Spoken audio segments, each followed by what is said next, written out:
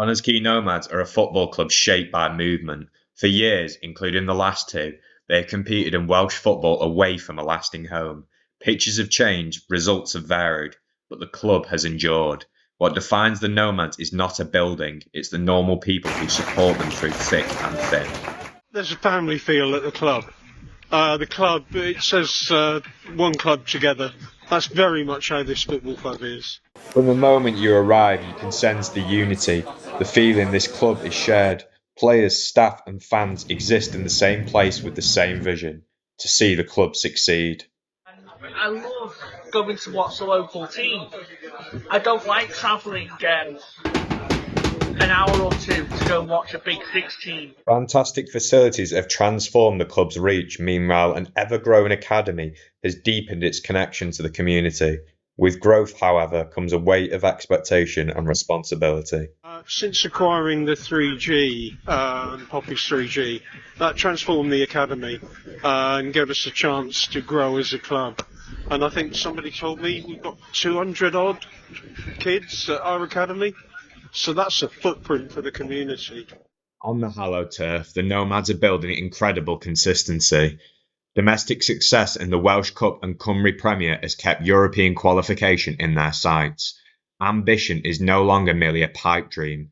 It's visible and well within reach every season.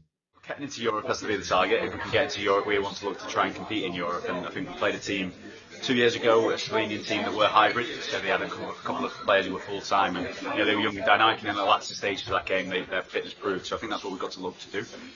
Driven with passion and intent, the women's team embodies that same ambition. A disappointing loss in the playoff final curtailed a brilliant league campaign last year, but the man leading them is determined to see them to the very top. I think we're in a catchment area where we've got clubs who are obviously semi-pro in TNS and Wrexham, so we've got to play, at this moment in time, we've got to play as a silver medalist, and that doesn't sit right with me. I am ambitious and I want to knock them off their perch, so to speak, so we've got to compete with them and we've got to ensure our youth system is the hotbed of talent for our. Rather than operating separately, the men's and women's teams are aligned in purpose, both equal partners in an exciting Nomad story. But for a long time it was our weakness, that we didn't have a ladies and girls set up. It was a missing part of the jigsaw. Now the football club is a complete football club. The Quay Vision event at Callan in early November, hosted by Sky Sports' own Bryn Law, marked another key instance of intent. Not just a token announcement, a statement of direction for the near future. With growth in the boardroom supporting success on the pitch, partnerships and infrastructure are vital to every new goal. The main one for us as a club is our community businesses. Just target them little nooks and crannies, like Joe's Cakes, for instance, down the road. Like bring them into the club. But then you've got your massive partners. Bringing in people like Bank of America is massive for our football club and for the league as well. That being said, not every success story is measured in goals, trophies, or pound signs. Some are moulded quietly over time in the background. But for us, a success story maybe beyond football and outside of football, players who come through us and then they learn life skills, maybe through a scholarship program like this, and then we see them.